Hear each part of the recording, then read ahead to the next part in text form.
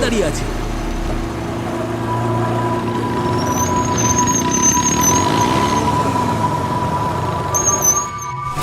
চেঁচাবে না, এত জোরে চালাবে না, নিয়ম জানো না তোমরা? আরে কেন ট্রাফিক হাবিলদার হচ্ছে কাকা? বিশাল আমাদের নিয়ম শেখাতে এসেছে। গৌরব, শেখর, চল।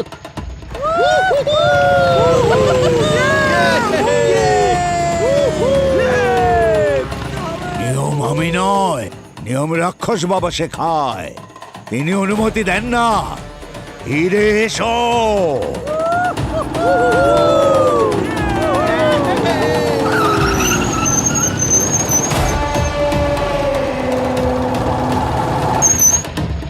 রক্ষক বাবা বাসস্থান আর এই মূর্তি মন্দির সবকিছু তো ওরকমই যেরকম বোর্ডে লেখা ছিল, আর বাবা বলেছিল। তার মানে পারমিশন নিতে হবে, কিন্তু কিভাবে? আরে ভাই, এটা বাড়ি না বাড়ির কঙ্কাল? আর ভাই, রাস্তার মাঝখানে এরকম কারা বানায়? হ্যাঁ, আরে এমন অদ্ভুত জায়গায় এসে আমরা কিছু করে যাব না, এমনটা হয় নাকি কখনো? করতে হবে, করতে হবে। কি করা যায়? মানব, গৌরব ভাই, চল না এখান থেকে। এটা আবার আরে কি এটা আবার জিনিস? কি জিনিস? মানব ভাই, চল না এখান থেকে। এগুলো আবার কি পাগলামো করেছে?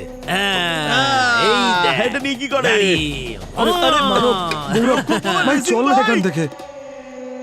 ভাই চল না প্লিজ, অন্য কোনো রাস্তা নিয়ে নেবো। আরে ভিতর ডিম, এইটুকুতেই ভয় পেয়ে গেলি? আমরা এখান দিয়ে যাব। গৌরব, বোঝানো ওকে একটু ভাই। আরে ভাই, কি ফালতু কথা বলছিস? তুই যদি যেতে চাস তাহলে এখান থেকে ফিরে যা, আমরা এদিক দিয়েই যাব। ভাই প্লিজ, মানব, গৌরব ভাই, শোন না, আমরা বরং অন্য রাস্তাটা নিই প্লিজ ভাই। এই তুই চুপ কর। মানব, আমরা তো এদিক দিয়ে যাব। গৌরব, শোন না ভাই, তুই না শোন যেতে চাইলে please ফেরত ভাই। চলে যা। করিস না এরকম ভাই। মানব, গৌরব, চল, শোন চল, না। চল।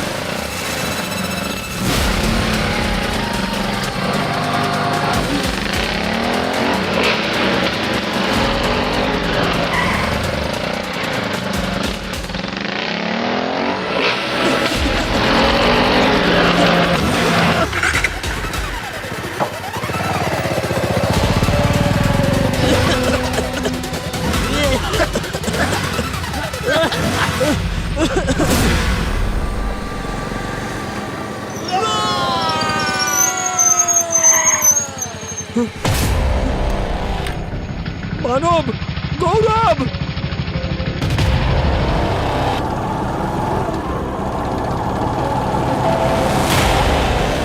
মানব, গৌরব।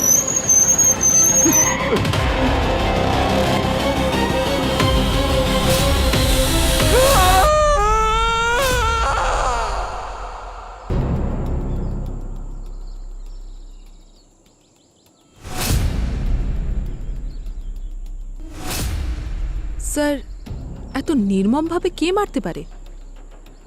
এমন কেউ যে হুঁশিয়ারি দিচ্ছে যে ভুল করলে তার শাস্তি এরকমই হবে। আরে বডি পাওয়া গেল কি না? স্যার, জঙ্গলটা খুব ঘন। হ্যাঁ, তো করছোটা কি? তাড়াতাড়ি খোঁজো। জঙ্গল ঘন তো কি করব? কি বলবেন স্যার? তুমিও খোঁজো।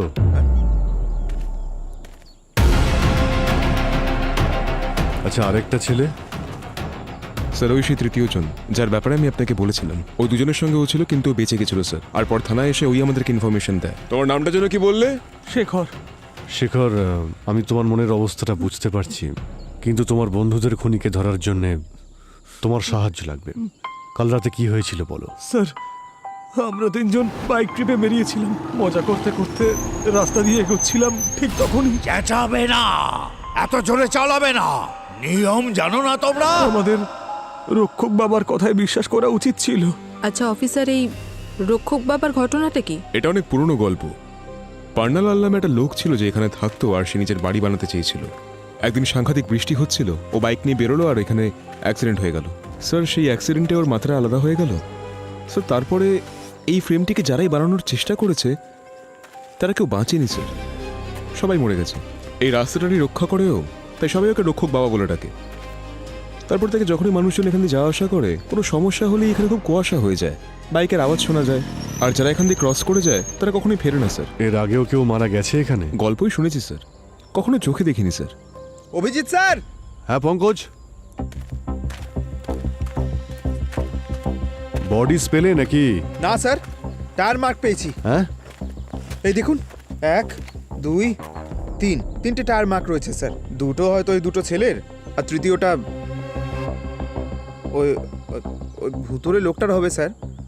এরপরে ট্র্যাক করা কঠিন, কারণ এগুলো ঝোপঝাড় স্যার। আচ্ছা ওই দিকটায় কি চেক করেছো কোথা থেকে এসেছিল বাইকগুলো?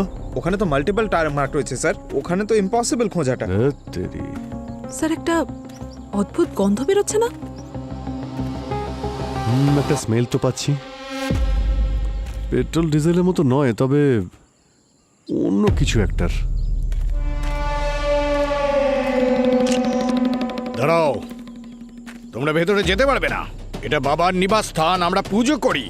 দুটো খুন হয়েছে, ইনভেস্টিগেশন তো করতে হবে স্যার। ওসব অনেক জানা আছে ইনভেস্টিগেশন। মৃত ব্যক্তিরা রক্ষক বাবার অপমান করেছে, অনুমতি বিনা ভেতরে ঢুকলে দাঙ্গা লেগে যাবে।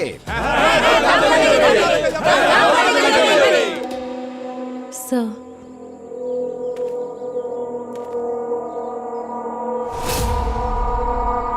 স্যার স্যার বডি তো দূরের কথা, এখানে তো রক্তের চিহ্নটুকুও নেই। মনে হচ্ছে এই মাথাগুলোকে এখানে কাটা হয়নি, তাহলে আশেপাশে রক্ত পাওয়া যেত।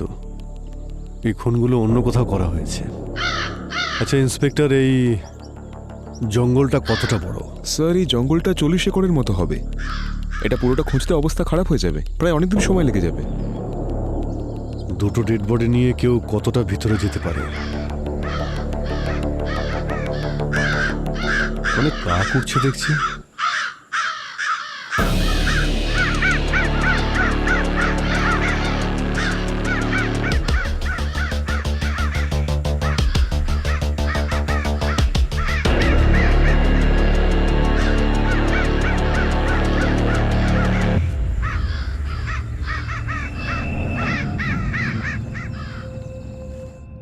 একটা ইউনিফর্মেরই অভাব আছে পঙ্কজ, তাহলে একদম পুরো ব্যাক বেঞ্চার মনে হতো তোমাকে।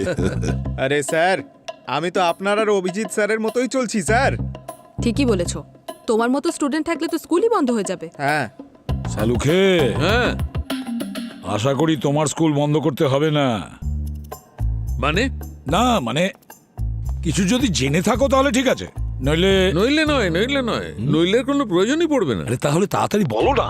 হ্যাঁ বলছি, এই দেখো বস, এই যে টায়ারের চিহ্নটা রয়েছে, এর উপর দিয়ে বাইক চলেছে অবশ্যই, কিন্তু এর মৃত্যুর পর চলেছে। আরো একটা কথা, এই যে শরীর থেকে মাথাটা আলাদা করা হয়েছে, সেটাও এর মৃত্যুর পর করা হয়েছে। মানে এইসব লোক দেখানো ব্যাপার? আসলে ভয় দেখানোর জন্য এগুলো করা হচ্ছে? আচ্ছা এর পিছনে কারণটা কি? আমি বলছি,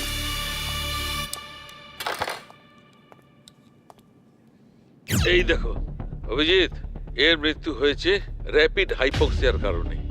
আসলে এর রক্তে আর ফুসফুসে আমি সোডিয়াম অ্যাজাইড নামের কেমিক্যাল পেয়েছি।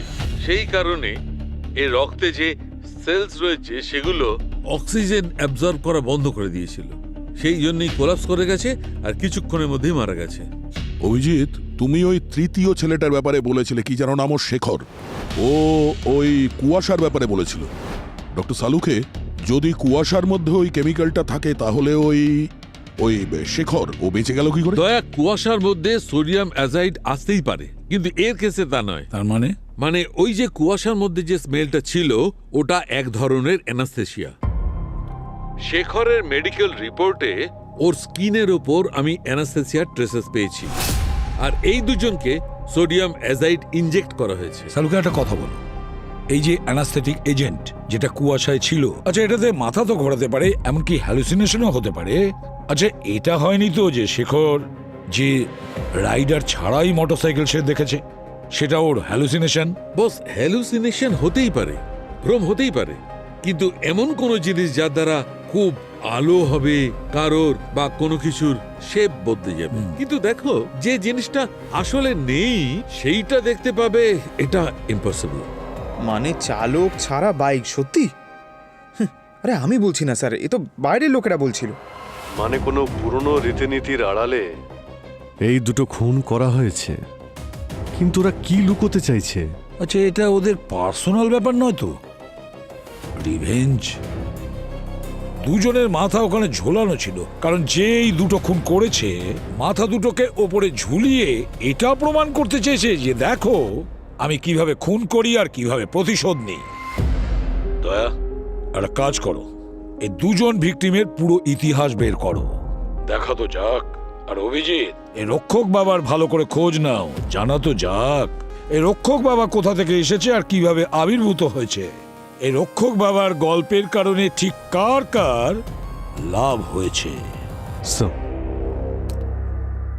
স্যার এই এই, কে তুই?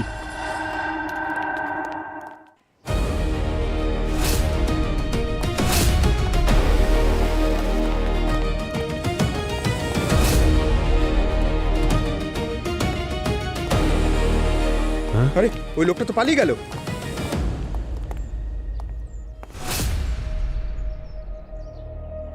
এই চিহ্নটা আগে তো এখানে ছিল না। কেউ তো ছিল।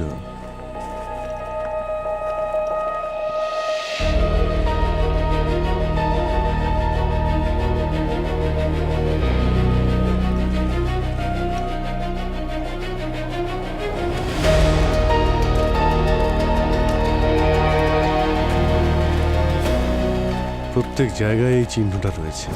চিহ্নটার মানেটা কি? ওদের মধ্যে যে ছেলেটা বেঁচে গেছিল সেও চিহ্নের কথা বলছিল। এই সেই চিহ্নটা নয় তো?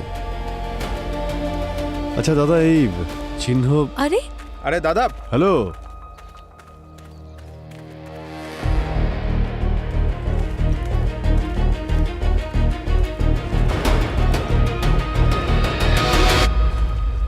এদিকে শোনো ভাই। আচ্ছা, এই ওখানে যে চিহ্নটা আঁকা রয়েছে লাল রঙের, এইরকম গোল মতো, তুমি কি জানো এটা কিসের চিহ্ন? এটা তো রক্ষক বাবা। হ্যাঁ, তুই এদিকে আয়। আরে আরে কি হলো? এখানে তো দেখছি সবাই মুখ বন্ধ করে রেখেছে।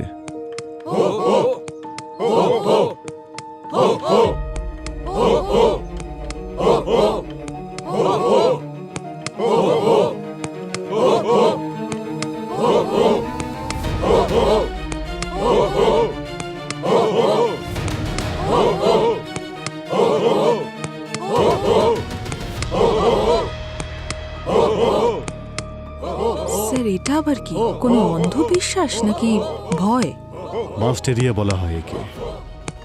একটা বিশ্বাস যতই অদ্ভুত হোক না কেন, সবাইকে তার মুঠোর মধ্যে করে নেয়। এটা খোঁজ নিতে হবে যে এদের বিশ্বাস যে রক্ষক বাবা এদেরকে বাঁচাবে, নাকি কেউ ভয় পাচ্ছে যে রক্ষক বাবা যেন এক্সপোজ না হয়ে যায়।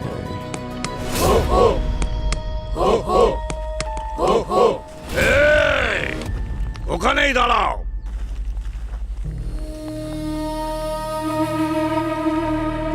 সাহস হয় কি করে তোমাদের আমাদের রক্ষক বাবার নাম নেওয়ার, তাও আবার উচ্চস্বরে? তোমরা বাইরের লোকেরা আমাদের নিয়ম কানুন জানো না, তোমরা তাকে সম্মান করো না। তোমাদের জন্য আমাদের গ্রামে খুব বড় অভিশাপ নেমে আসবে। যাও, চলে যাও এখান থেকে। দুজন খুন হয়েছে, ধড় থেকে তাদের মাথা কেটে ফেলা হয়েছে। সম্মান আর অপমানের থেকে বেশি প্রয়োজনীয় খুনিকে ধরা। আচ্ছা, তোমরা খুনিকে ধরবে, কিন্তু কিভাবে ধরবে? আমাদের রক্ষক বাবার ক্রোধকে কি কেউ আজ পর্যন্ত কোনোভাবে থামাতে পেরেছে? না, কেউ থামাতে পারেনি। অত্যন্ত ক্রোধিত হয়েছেন আমাদের বাবা, তাই এইভাবে ভয়ঙ্কর মৃত্যু ঘটেছে। আর ওনার ক্রোধকে শান্ত করার জন্য আমরা এই শান্তি পাঠ করছি। আর তোমাদের কি মনে হয় তোমরা এই বন্দুক দিয়ে আমাদের সবাইকে রক্ষা করবে? না, কখনোই না। এখানে কোনো রকম ভয়ঙ্কর অনর্থ ঘটার আগে আমি অনুরোধ করছি তোমাদের কাছে, চলে যাও। শুনতে পেলে না? যাও, চলে যাও। শুনতে পেলে না? যাও এখান থেকে। থেমে যাও, অনেক হয়েছে, থেমে যাও। দেখুন স্যার, আমাদের লোকদের আমাদের কাজ করতে দিন। আমি এই সকলের তরফ থেকে ক্ষমা চাইছি আপনাদের কাছে। বাইরের লোকেদের কাছে এটা অন্ধবিশ্বাস, কিন্তু আমাদের কাছে এটা ঈশ্বর সাধনা, একটা পরম্পরা। দেখুন স্যার, আমরা অনেক কিছু দেখেছি, অনেক কিছু ভোগ করেছি। কি দেখেছে? না না না না না না না, আমি ওই দিনের কোনো কথা বলতেই চাই না। দাদা, এরা আমাদের সাহায্যের জন্য এসেছে, একটু শান্ত হন, জোরে শ্বাস নিন। 3 বছর আগে টিভি লোকেরা এসেছিল শহর থেকে। ওনারা শুটিং করতে এসেছিলেন। ওনাদের রাস্তা পার করা উচিত হয়নি। গ্রামে কোনো শিক্ষিত লোক ছিল না, তাই আমি ওনাদের সাথে গিয়েছিলাম। কিন্তু যেই ওনারা ক্যামেরা বার করলেন এবং চালু করলেন, খাট করে তালাটা খুলে গেল। আর ওই বাড়িটা টলতে আরম্ভ করলো, যেন কোনো ভূমিকম্প হচ্ছে। আর ওই বাড়িটা টলছিল, আর তখনই টলতে ওই টিভির লোকেদেরকে গিলে ফেললো ওই টিভির লোকগুলোকে। আর আমি ভয় পেয়ে গেলাম। আর আমি রক্ষক বাবার নাম জপ করতে করতে পালাতে আরম্ভ করলাম। আর হঠাৎ করে আমার মোটরসাইকেলটা আমার উপর পড়ে গেল। আর আমার এই হাত পড়ে গেল। হ্যাঁ, আর তারপরে হঠাৎ করে রক্ত বেরোতে আরম্ভ করলো। দাদা যখন গ্রামে ফিরলেন, শরীর রক্তাক্ত অবস্থায় ছিল। কয়েক মাস কথা বলতে পারেননি, মানসিকভাবেও দুর্বল হয়ে পড়েছিলেন। আর ওই টিভি ক্রিউ, তাদের কোনো খোঁজ পাওয়া যায়নি। কোন টিভি ক্রু ছিল এটা? আপনার কাছে নাম আর ডিটেলস নিশ্চয়ই আছে। আমাদের অফিসে ফোন এসেছিল, কেউ একটা ফোনও তুলেছিল। মনে হয় ললিতা দিদি অথবা মাধব। না, লালন আপনি তুলেছিলেন তো? না, আপনি তো ওই সময় ডিসপেন্সারিতে ছিলেন। আচ্ছা, কখনো বাবা কি কাউকে রাস্তা পার করার অনুমতি দিয়েছেন? হ্যাঁ, দিয়েছিলেন। উমা কাকাকে আর মাধব দুতওয়ালাকে। ওদের তো সবসময়ই যাওয়ার অনুমতি ছিল। আর আমার ছেলে রাহুলের, যখন ও বন্ধুদের সঙ্গে এখানে এসেছিল। কিন্তু ওটা স্যার 4-6 বছর আগেকার কথা। তখন অনুমতি না পাওয়ায় যারা ফিরতো তাদের সাথে খারাপ কিছুই হতো না। কিন্তু তারপর হয়তো বাবা রাগ করলেন আর শাস্তি দিতে শুরু করলেন। কিন্তু দাদার দুর্ঘটনার পরে গ্রাম প্রধান গ্রামবাসীদের ওপর সেদিনই নিষেধাজ্ঞা জারি করলেন যে ওই পথে আর যাওয়া যাবে না। তার মানে 3-4 বছর ধরে কেউ রাস্তা ক্রসই করেনি? আচ্ছা, উনি যাদের অনুমতি দিয়েছিলেন তারা এখন কোথায়? উমা কাকা তো আর বেঁচে নেই। মাধব আর ললিতা দিদি, তারাও তো গত। আর আপনার ছেলে ওই রাহুল? ও তো দিল্লিতে থাকে, চাকরি করে। ওকে, ওর নাম্বার পেতে পারি? রাহুল, গ্রামে যা হয়েছে তা নিশ্চয়ই শুনেছো। হ্যাঁ, খুবই শকিং ছিল। আর এটা তো বহু বছর ধরে চলে আসছে, কিন্তু এরকম আগে কখনো হয়নি। আপনার বাবার কথা অনুযায়ী আপনি ওই সেই ভাগ্যবান লোকেদের মধ্যে পড়েন যারা বাবার স্থান পার করার অনুমতি পেয়েছেন? হ্যাঁ স্যার, আমি শহরের কিছু বন্ধুকে গ্রামে নিয়ে গিয়েছিলাম। আমরা ওখানে গেলাম, গুরুদেব পুজোও করলেন, মানত পূরণ করলাম। তারপর আমরা বাইক নিয়ে চলে গিয়েছিলাম। গুরুদেব 1-2 জায়গায় দাঁড়াতে বলেছিলেন। মনে হয় এই কুয়াশা আর বাইকের গল্পটা গল্পই থেকে গেছে। না, আমি এটা বলতে চাইছি যে বেশিরভাগ লোকের যেখানে যাওয়া বারণ, সেখানে আপনি অনুমতি পেলেন কেন? স্যার, সত্যি বলতে মনে হয় এটার জন্যই যে আমি একজন গ্রাম প্রধানের ছেলে। স্যার, আমি একজন ইঞ্জিনিয়ার, প্রফেসর। সত্যি বলতে এইসব কিছু আমি একদম বিশ্বাস করি না। জেদ করার কারণেই গুরুদেব আমাকে পুজো করতে বললেন, তন্ত্রমন্ত্র করলেন, আর উনি তারপর দেখালেন যে বাবা কিভাবে অনুমতি দিয়ে দিয়েছে। আচ্ছা, এই লাল্লানের মাথা খারাপ হওয়ার বিষয়ে আপনি ঠিক কি বলবেন? স্যার, ওইসব আমার গ্রাম ছেড়ে আসার পরেই হয়েছে। এমনিতে লাল্লানের মাথা তো প্রথম থেকেই খারাপ ছিল। ওর জন্য গুরুদেব প্রত্যেক মাসে 3-4 বার পুজো করতো। আর স্যার, গুরুদেব নিজেই 4-5 বছরে কত উন্নতি করে ফেললেন। আচ্ছা রাহুল, প্রয়োজন পড়লে আবার ফোন করে নেব। Thank you.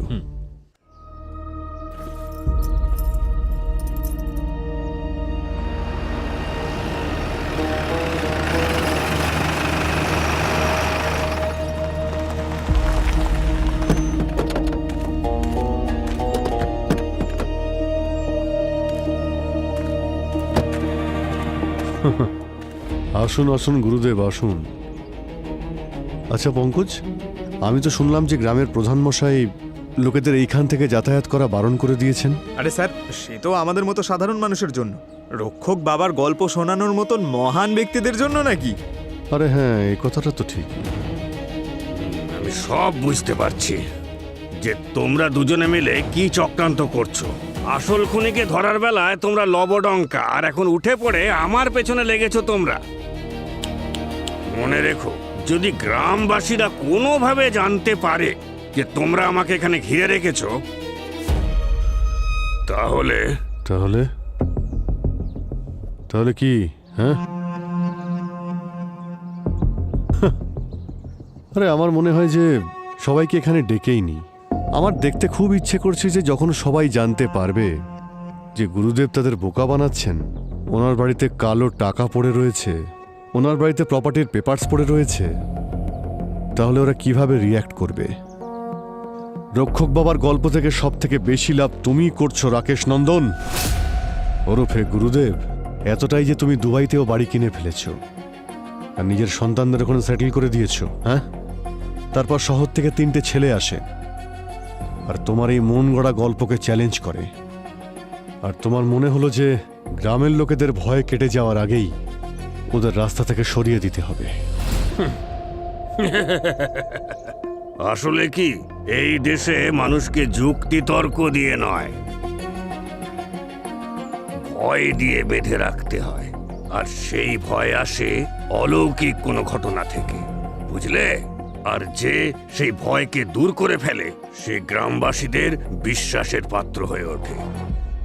আর বাকি রইল টাকা ইনকামের ব্যাপার। তো হ্যাঁ, আমি প্রচুর টাকা ইনকাম করেছি, কিন্তু কারো কাছ থেকে কেড়ে বা ছিনিয়ে নয়, কারোর পকেটে হাত ঢুকিয়ে নয়, নিজের শ্রদ্ধা থেকে, নিজের ইচ্ছায়, ঈশ্বরের উপর ভরসা রেখে, রক্ষক বাবার উপর ভরসা রেখে লোকে নানা রকম যজ্ঞ করিয়েছে আমাকে দিয়ে, বুঝতে পারলে? আর বাকি রইল যা আপনারা দেখেছেন, ও হলো আমার নায়েব। আর সারাদিনে টাকা পয়সার হিসেব দিতে ও এখানে আসে, কারণ এটাই হলো নির্জন সুরক্ষিত জায়গা, টাকা পয়সার লেনদেনের জন্য সব থেকে সুরক্ষিত জায়গা। আর আমি এতটাও মূর্খ নই যে আমার এই প্রতিষ্ঠাকে আমি বাজিতে লাগাবো। একটুখানি নিজের বুদ্ধির প্রয়োগ করুন। আমি পাগল নই যে মিডিয়াকে, পুলিশকে আমি এখানে ঢুকতে দেব। 300 লোকও যদি আসে না, তাহলে প্রমাণ করতে পারবে না এই গ্রামের লোকেদের কাছে আমি যে মিথ্যেকে প্রতিষ্ঠিত করেছি না, সেটা এরকমই থাকবে। যদি তোমাদের কাছে আমার বিরুদ্ধে কোনো প্রমাণ না থাকে, তাহলে ভালোবেসে বলো, জয় রক্ষক বাবা, আর আমার রাস্তা থেকে সরো। হ্যাঁ,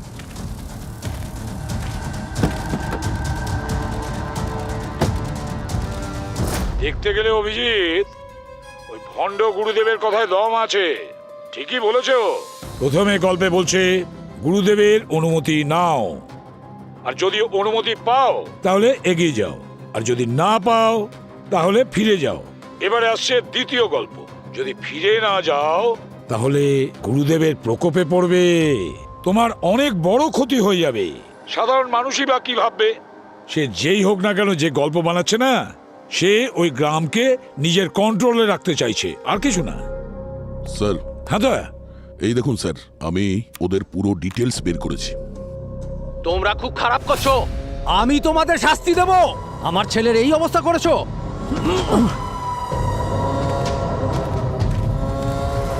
স্যার, ভিকটিম মানব, গৌরব আর যে বেঁচে গেছে শেখর, স্যার ওরা 3 জনে কানপুরের একটা কলেজে পড়াশোনা করত। স্যার 2 বছর আগে এই 3 জনে মিলে একজন কলেজের স্টুডেন্টকে এমন বিরক্ত করেছিল যে ওকে হসপিটালে ভর্তি করতে হয়েছিল। স্যার এই 3 জনের জেল হওয়ার কথা ছিল, কিন্তু এই শেখরের বাবা অনেক বড় বিল্ডার স্যার, মিস্টার ডাংরা, উনি ওনার ইনফ্লুয়েন্স দিয়ে 3 জনের জেল যাওয়া আটকেছিলেন। কিন্তু যে ছেলেটাকে বিরক্ত করেছিল ওর বাবা জয়প্রকাশ, উনি খুবই রেগেছিলেন ওদের ওপর, ওখানে ওদের অনেক হুমকিও দিয়েছিলেন। কিন্তু পরে এই 3 জনের ওপরে 2 বার অ্যাটাকও করেছিলেন উনি। কেস ফাইল হয়েছিল, কিন্তু প্রমাণ পাওয়া যায়নি। দয়া, এটাও তো হতে পারে যে একজন বাবা যার ছেলে মৃত্যুর মুখে গিয়েও ফিরে এসেছে, আর যার মনে হয় যে সে সিস্টেম থেকে সঠিক বিচার পায়নি, সে একটা পুরনো গল্প থেকে আইডিয়া নেয়, ওই 3 জনকে, যে 3 জন ওনার ছেলেকে ডিস্টার্ব করেছে, ওই 3 জনের মধ্যে 2 জনকে মেরে ফেলেছে, কিন্তু 3য় জনকে সে মারেনি। তৃতীয় জন যে শেখর, তাকে কিন্তু সে মারেনি। অভিজিৎ, কানপুরে গিয়ে ওই জয়প্রকাশ আর তার ফ্যামিলির সঙ্গে দেখা করো, ভালো করে চেক করো ওর ব্যাকগ্রাউন্ড। আর তাছাড়া ওই রাস্তাতেও যাও যে রাস্তায় কুয়াশা ছড়ানো ছিল, সেখানে গিয়ে দেখো, খোঁজ নাও যে ওখানে ওই রাস্তায় যেতে গেলে মানুষ কেন ভয় পায়, কি এমন আতঙ্ক আছে ওই রাস্তায়, আর লোকেরা যদি ওই রাস্তায় না যায় তাহলে কার লাভ হয়।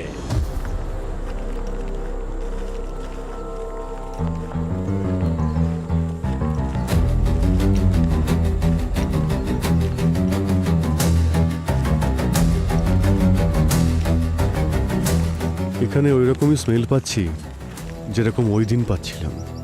কেমিক্যালের স্মেল, তাই না? কিন্তু এখান থেকেই কেন আসছে স্যার?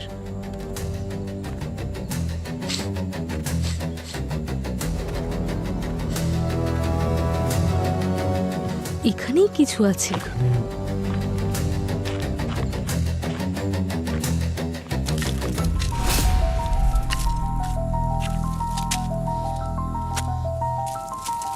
স্যার, এটা তো মাঠে ইরিগেশনের জন্য ইউজ হয়। এটা এখানে জঙ্গলে কি করছে? পুরো জং পড়ে আছে, কিন্তু এটা জং পড়া স্মেল নয়, অন্য কিছু। এই কারা তোমরা? ওই, আপনি ওনাকে চেনেন? এই যে বসে আছে, ও আমার ছেলে। ইউকের একটা বড় ইউনিভার্সিটিতে ওর অ্যাপ্লিকেশন অ্যাকসেপ্ট করেছিল। এই সময় ওর ওখানে পড়ার কথা। জয়প্রকাশ বাবু, আমরা জানি ওর এই অবস্থা ওই 3 জনের জন্যই হয়েছে, মানব, গৌরব আর শেখর। আমরা বুঝতে পারছি আপনার পরিস্থিতি। না, আপনি বুঝতে পারবেন না, আমি খুব ভালোভাবে জানি আপনারা কেন এখানে এসেছেন। মানব আর গৌরব খুন হয়েছে, এটা আমি নিউজে দেখেছি। আর সত্যি বলছি, এতে আমার একদম খারাপ লাগেনি।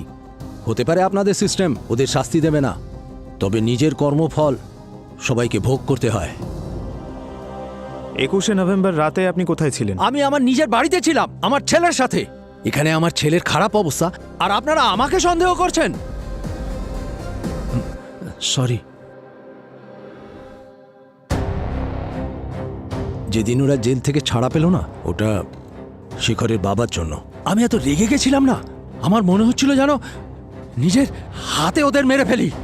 বিশেষ করে ওই মানব আর গৌরবকে। এমন হতে পারে শেখর শুধু আর কিছু নয়, ওদের সঙ্গে ছিল। কিন্তু একবার আমি ওকে অ্যাটাক করবারও চেষ্টা করেছিলাম। তখন আমার ছেলে আমাকে বোঝালো, তাহলে ওদের আর আমাদের মধ্যে পার্থক্য কি? তখন আমি পিছিয়ে আসি। আপনাদের প্রমাণ চাই? তাহলে এই সিসিটিভি ভিডিও চেক করুন। আমি সেফটির জন্য লাগিয়েছি, আমার ছেলের জন্য। আর চাইলে আপনারা নার্সের সঙ্গে কথা বলুন। ওই রাতে আমি নিজের বাড়িতে ছিলাম। স্যার, ওই জঙ্গলের মধ্যে আমরা ওই কেমিক্যালের স্মেল আবার পেয়েছি। আমরা অনেকক্ষণ ধরে হাত দিয়ে মাটি সরানোর চেষ্টা করলাম, তখন একটা জং ধরা পাইপ দেখতে পাই। যদি এই পাইপটা জং ধরা হয়, পুরনো হয়, তাহলে ওর থেকে কেমিক্যালের গন্ধ আসতে পারে না। নিশ্চয়ই ওই কুয়াশা আছে না, সেটা ওই পাইপের মাধ্যমে রাস্তায় ছড়ানো হয়েছে। আচ্ছা, পাইপের ইনলেট কোথায় দেখতে পেয়েছো? স্যার, বেশি খোঁড়ার জন্য তো গাইতির প্রয়োজন হতো। ব্যাপারটা সেন্সিটিভ স্যার, বিশ্বাসের ব্যাপার। তাই সঠিক প্রমাণ ছাড়া তালা ভাঙলে আর মন্দিরের ভিতরে ঢুকলে ঝামেলা বাঁধতে পারে স্যার। স্যার, এছাড়া আমরা সমস্ত রাস্তা সার্চ করেছি। রাস্তাটা 1.5 কিলোমিটার লম্বা, আশেপাশে কোনো ঘরবাড়িও নেই, আর অন্যদিকে হাইওয়ে আছে। স্যার, মনে হলো কয়েকজন আমাদের পিছু নিয়েছে, তাই আমরা ওদের ধরি। স্যার, আর কত মারবেন স্যার? আমার কথাটা তো শুনুন স্যার। বল। স্যার আমরা সরকারি কর্মচারী স্যার, কাজ করতে এসেছি এখানে। ভয় পাচ্ছিলাম যে যদি রক্ষক বাবার প্রকোপ আমাদের উপর পড়ে যায়। যখন আমরা আপনাদের দুজনকে দেখলাম, তখন আমরা ভাবলাম যে আগে আপনারা যান, যদি আপনাদের কিছু না হয় তাহলে আমাদেরও কিছু হবে না, তাই আপনাদের পিছন পিছন আসছিলাম স্যার। আর সরকারের কোন কাজ যেটা করতে তোমরা এখানে এসেছো? স্যার, এই রাস্তাটা বন্ধ করার ছিল।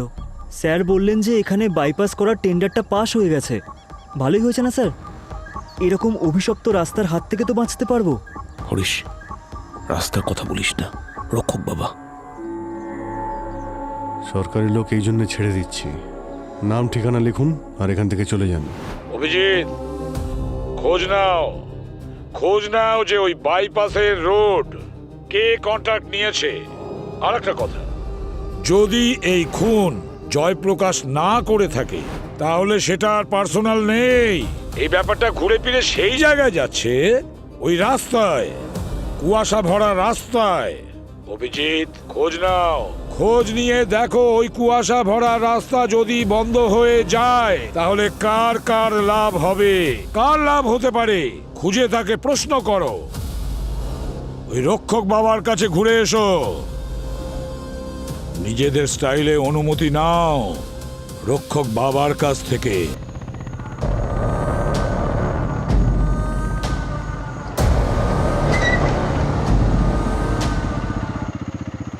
হাই গাইজ, তো এই হলো ফেমাস ভয়ঙ্কর রক্ষক বাবার বাসস্থান। বলা হয় যে অনুমতি না পাওয়া গেলে নাকি সামনের দিকে এগোনো যায় না। তাহলে চলো অনুমতি নেওয়া যাক। আরে অনুমতি গেল তেল নিতে, আমি গেলাম এখান আরে কোথায় যাচ্ছ? আরে আমরা রক্ষক বাবার ভিআইপি গেস্ট, চলো ভিতরে, চলো চলো। তাহলে আমরা যাচ্ছি, চলো। আরে আরে আরে আরে ঘন্টা, আরে আরে আরে আমার ঘন্টা বেজে গেছে। চলো চলো চলো চলো। কে বাজাচ্ছে? আরে পেয়ে গেছি অনুমতি, চলো ভিতরে চলো। আরে মজা হবে, চলো চলো না। এই দেখুন, এই হলো বাসস্থান আর এই হলাম আমরা। মনে হচ্ছে এই ছোট ছোট বাইকগুলোকেও বাবা অনুমতি দিয়েছেন। হ্যাঁ, তাহলে পেয়ে গেলে তো অনুমতি। চলো তাহলে রাস্তা ক্রস করি, লেটস গো। সো বাবা, don't forget to like, share and subscribe. Let's go, চলো।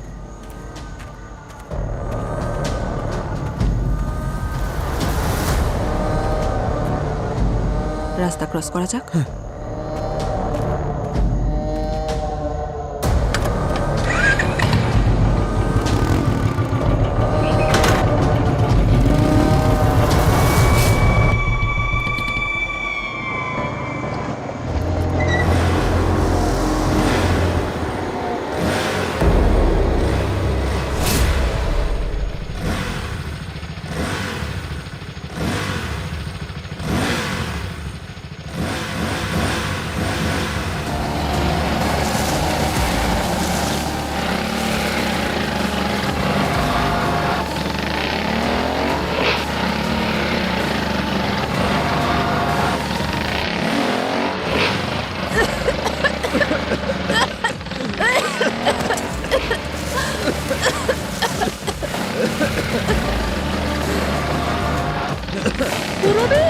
এদিকে এদিকে, পঙ্কজ অন্য ল্যাব দেখে।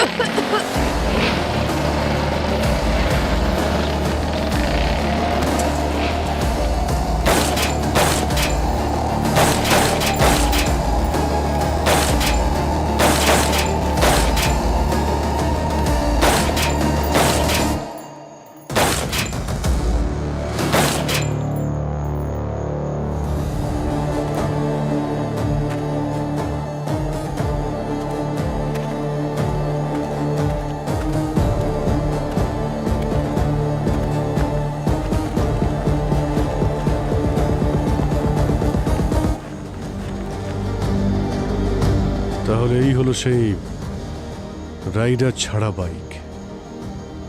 এখন এই রাইডারের খোঁজ তো ডক্টর সালুখেই দেবে।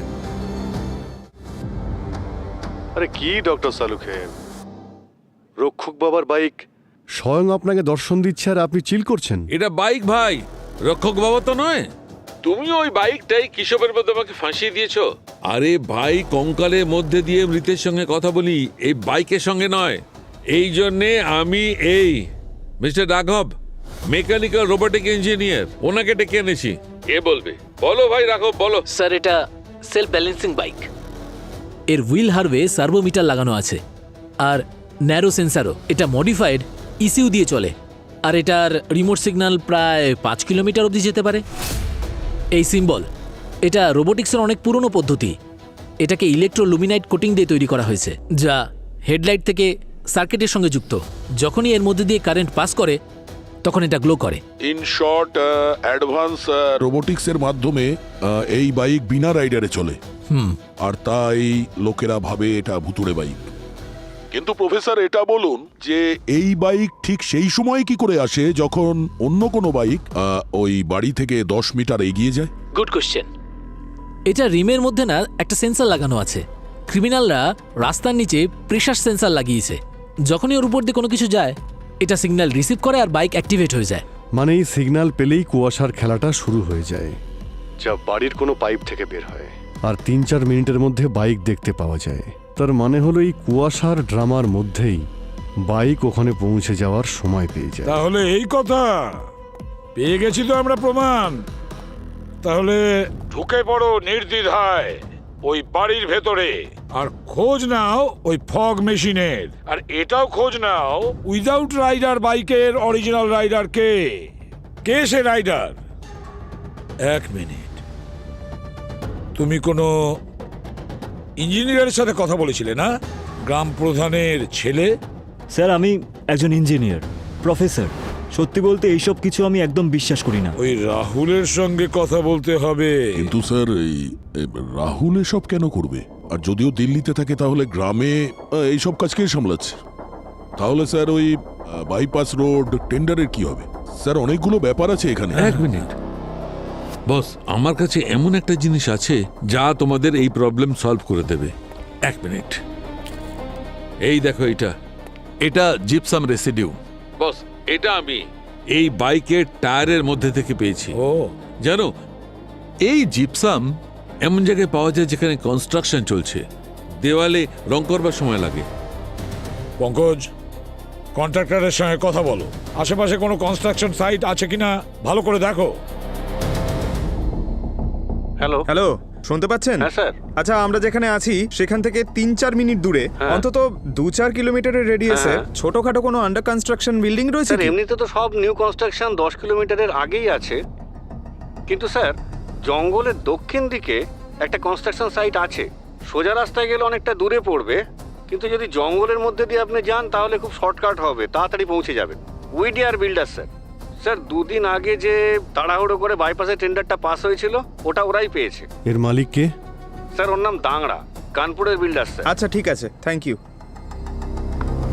দাংড়া স্যার? দাংড়া?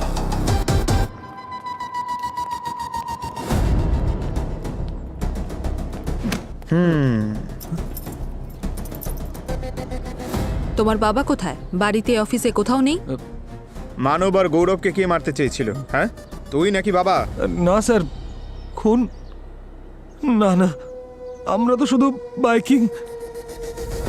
বাইকিং এর আইডিয়া তোমার ছিল না? তুমি সবাইকে ওখানে নিয়ে গিয়েছিলে? না, সে তো বাবা বলেছিল যে জায়গাটা খুব সুন্দর, শুধু বাসস্থান থেকে দূরে থাকতে। ভেরি গুড, বাবাকে ফোন করো, বলো যে বাবা, আমি অ্যারেস্ট হয়ে গেছি।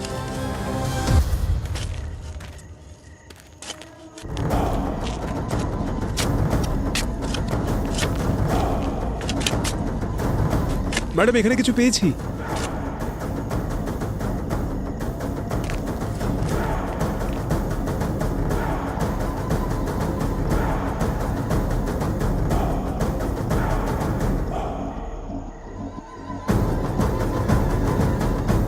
স্যার, ফগ মেশিন পাওয়া গেছে।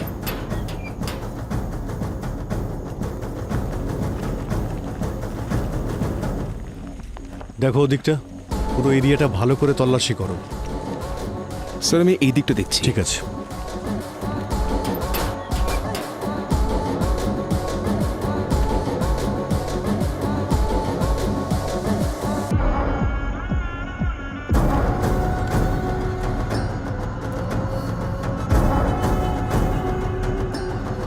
স্যার, কিছু পেলাম না।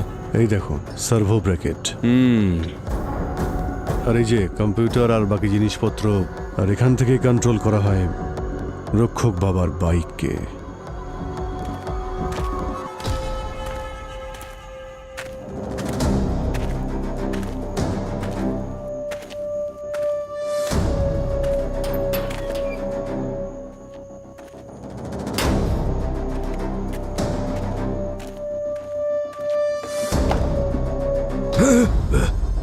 জিনিসপত্র নিয়ে পালিয়ে যাওয়ার জন্য ব্যস্ত নাকি? আরে রে রে মাস্টারমশাই, আমি আমি ওই দিনের কোনো কথাই বলতে চাই না। এই লাল্লান বাবু, স্কুল চালানোর পাশাপাশি রক্ষক বাবার বাইকও চালান, তাই না?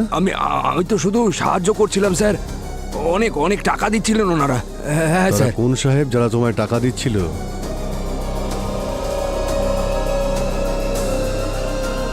তারা তারা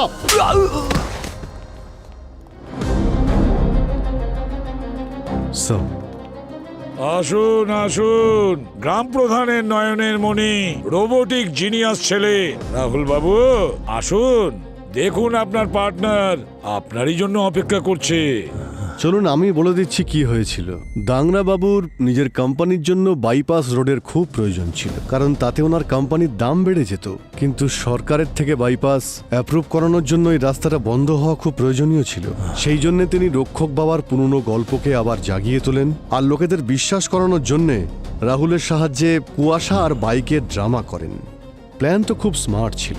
আর এত নিষ্ঠুরভাবে ওই নির্দোষ ছেলেগুলোকে প্রাণে মারার কি দরকার ছিল? শুধুমাত্র এই জন্যই সরকার চাপে পড়ে এই রাস্তাটা বন্ধ করে দিক আর তোমাদের বাইপাসের জন্য কাজ শুরু করার পারমিশন দিয়ে দেবে? হ্যাঁ, কত কোটি টাকা কামিয়েছো তোমরা ওই দুটো খুন করে? বাবা, তুমি মানব আর গৌরবকে কত টাকা চাই তোমার? বলো না কত টাকা চাই তোমার?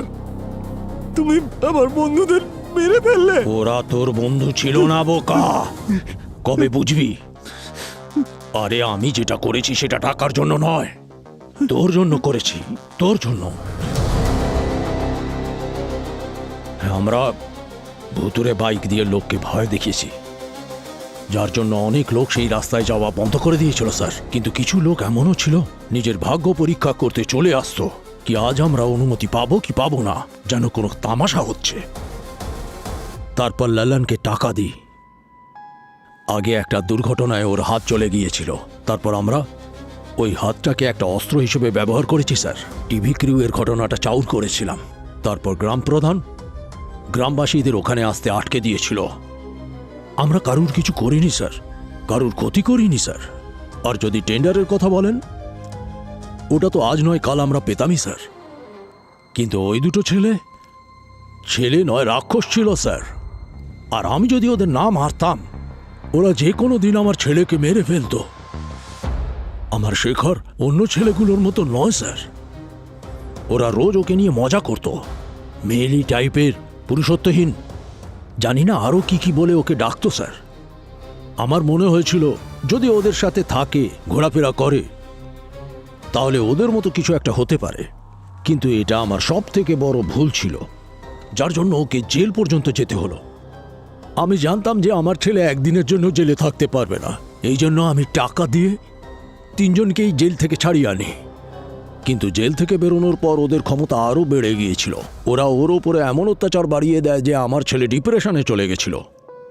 তখন আমি ঠিক করেছিলাম যে আমার ছেলের ভালোর জন্য ওদের দুজনকে শেষ করে দিতে হবে। আমি সেই জন্য রক্ষক বাবার গল্পটা ফেঁদেছিলাম, ওকে বাইক ট্রিপের কথাটা বললাম।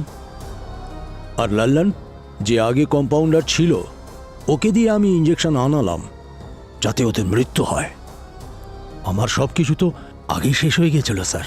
কিন্তু রাহুল আমাকে বলল, কেননা এক ঢিল দিয়ে দুই পাখি মারি। আর ওদের দুজনের মুন্ডু ধর থেকে আলাদা রাহুলই করেছিল স্যার, যাতে গ্রামবাসীরা ভাবে রক্ষক বাবা অভিশাপ দিয়েছে। তাহলে ওরা ঝামেলা করবে আর আমাদের টেন্ডার পাস হয়ে যাবে স্যার। বড়লোক হওয়ার এত তাড়া, ডেড বডিগুলোকেও তোমরা ছাড়লে না। আমি কিন্তু এসব করতে চাইনি স্যার, আমি শুধু আমার ছেলের কথা ভেবেছিলাম। বাহ বাহ বাহ বাহ, একেই বলে পিতৃস্নেহ।